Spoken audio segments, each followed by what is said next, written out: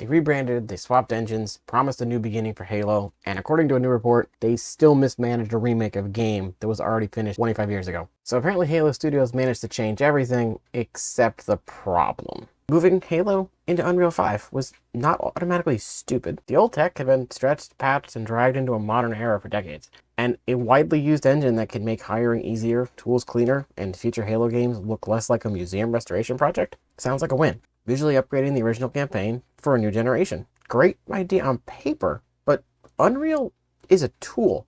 It's not a giant button labeled Make Old Game Pretty. A game can look incredible and still run like garbage if nothing gets optimized with it. And if the average player's machine can't hold a stable experience, congratulations, you just made a Halo remake for a generation that can't even properly play it. Same story goes with design upgrades people love to fight about. Sprint? Not inherently evil. Some Halo purists hear the word and start loading shotguns, and I get it. Campaign Evolved was built around a specific movement speed, enemy placement, weapon ranges, that assume that Master Chief would turn into the Flash. Once Dane fixed, they could have allowed sprinting while you were exploring and traveling, and then killed it when an encounter started. Games already have this mechanic. They have controlled checkpoints and controlled respawns. Modern convenience without turning every fight into a track meet. 4-player co-op, that's a bit more work. Spaces are built for 1, maybe 2 Spartans. But when you add in 4, you would need more enemies, more ammo, real difficulty scaling, and maybe redesigning encounters altogether. These are all solvable problems. Every single one, solvable.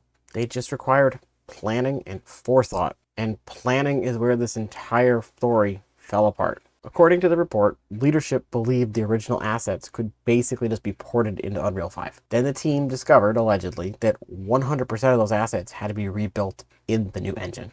That's not a minor oops. That's thinking you're renovating a house and finding out you have to demolish the entire building and start over. How do you set a budget? How do you handle staffing? Pick a date before you test whether the assets even transferred well. Build a prototype, import one level, test models, animation, lighting, AIs, learn what survives and what dies. Then you scope out the project. You do not announce the voyage, load everyone on the ship, and discover halfway across the ocean that nobody checked whether the boat had an engine. If that sequence is accurate, this stopped being a normal remake difficulty and started being a production failure with a marketing department. But that still wasn't the expensive mistake, because they'd already hired help. Around 2023, Halo Studios reportedly brought in an external studio, Abstraction, to help adapt the original Halo into Unreal 5 and fold in additional things like Sprint, 4-player co-op, and the new level designs. This is not move some folders. This is really difficult work here. Then according to this report, Halo Studios hit them with an unrealistic deadline and expectations, removed them early, discarded a lot of the work, and had other developers rebuild it fast. And that rushed rebuild may be what's giving people so many buggy problems right now. Now, I of course have no idea what timeline Abstractions had. Maybe they struggled, maybe parts of what were working weren't good enough. Not every contract is going to work out, but Halo Studios hired them, approved their scope and timeline, set deadlines, managed the relationship, chose to pull, and then chose what got thrown away. You don't get to outsource a whole development and then outsource the accountability when it goes sideways. Imagine hiring someone to renovate your house, giving them an impossible deadline, changing the blueprints mid-build, and then firing them because they didn't get it right. Then you hire a second crew to rebuild everything immediately, then act shocked when the kitchen sink starts shooting water through the ceiling. Management still owns the house. And before the comment section goes, well, original Halo was messy too. Well, yes, Bungie was crunched. They cut corners, they shipped under pressure, but they also had a reason. Original Halo had to launch with the original Xbox. Microsoft needed the flagship game that could hold and sell the new console. What was Campaign Evolved launching? There's not a new Xbox, no new Microsoft gaming PC, no movie, no TV show deadlines, no unavoidable industry event you can't move. If it was a remake of a campaign that had already existed for 25 years, Halo Studio controlled the schedule, which brings us back to why was this so rushed? If you want the design side of the argument, the waypoints, the hand-holding, the game doesn't trust you stuff, I made a whole video on that. There's a link here. The report goes on to say that developers crunched through the final year to hit the deadline. Crunch does not stay 15 minutes late on a Friday. It means nights, weekends, extended days, because leadership promised a release before the work was understood. Halo fans would have waited. Gamers would have waited. The original game wasn't going anywhere. It's had its anniversary edition. We have the Master Chief collection. Nobody was at home screaming, I need this remake now. Delay it 6 months, delay it a year. Just make the damn thing work. And a lot of people that played the original Halo as a kid now have kids of their own. This could have been the gateway for a lot of parents to get their kids into gaming.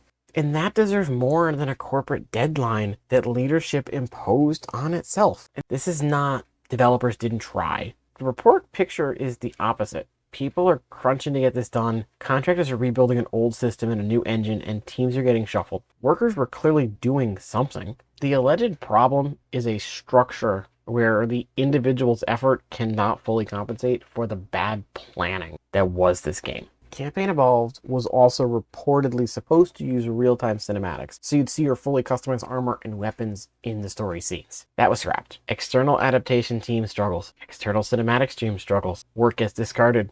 Rebuilds rushed. Resources redirected. Features cut. One contractor problem is a contractor problem. Multiple external teams failing behind the same leadership, schedule, and production structure starts to look like a management problem. Other games have shown player customization in real-time cutscenes for years. This wasn't magic. This was Halo, one of the most recognizable franchises in gaming, especially under Microsoft. The question isn't, was the feature impossible? It's who controlled the time. This isn't just behind-the-scenes gossip. Players have reported crashes, broken mission triggers, stuttering cinematics, AI that simply just doesn't behave. Those are exactly the scars you'd expect from discarded work, rushed rebuilds, and a crunched finish. I already touched on the creative side of this topic, the trust issues, hand-holding, and the changes that made Chief smaller instead of larger than life. I'm not reopening that can of worms. I'm here to talk about the production story and the issues players are facing because of it. Some players are having a great time, especially co-op with their friends. A game can be fun despite chaotic development. Enjoyable results don't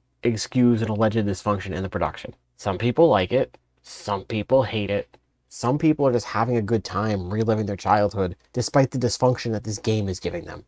A rebrand does not repair an organization. Changing the sign outside the building does not fix poor planning. Unreal 5 cannot correct an unrealistic deadline, and a new logo cannot replace institutional discipline. This is not me calling every employee at Halo Studios lazy or incompetent. If anything, people were dragging a decent game across the finish line while leadership repeated the mistakes the rebrand was supposed to escape. Halo did not need another corporate reinvention speech. It did not need another studio name. It did not need another promise that everything would be different this time. It needed competent leadership, realistic planning, and enough time to develop a build that was something worthy of the franchise. What possible deadline was important enough to justify sacrificing the remake's polish, and reportedly another Halo project with it?